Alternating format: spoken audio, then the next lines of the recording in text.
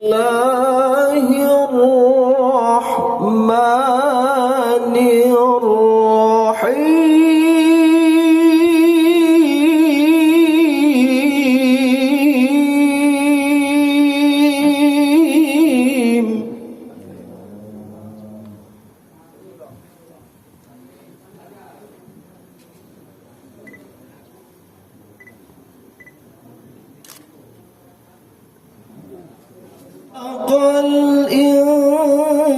الإنسان علمه البيان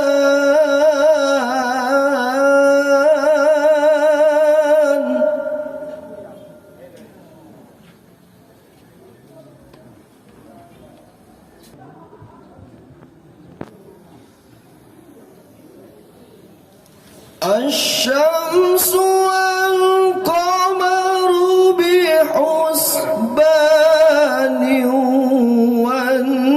والنجم والشجر يسجدان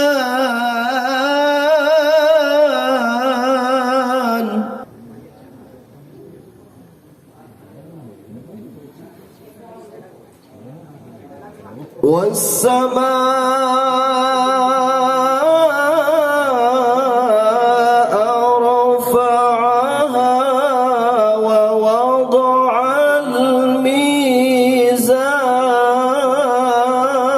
الميزان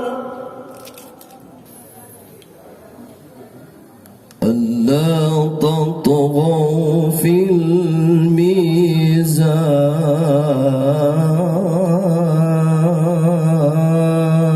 الميزان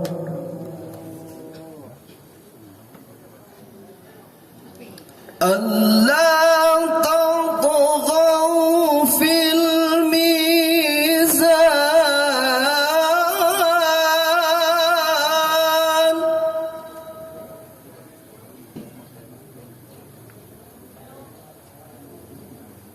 أقيموا الوزن بالقسط ولا تخسروا الميزان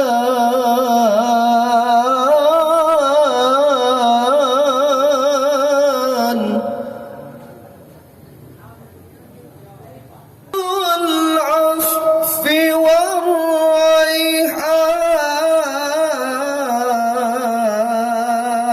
والريحان الله العظيم. السلام عليكم ورحمة الله وبركاته. Waalaikumsalam warahmatullahi wabarakatuh.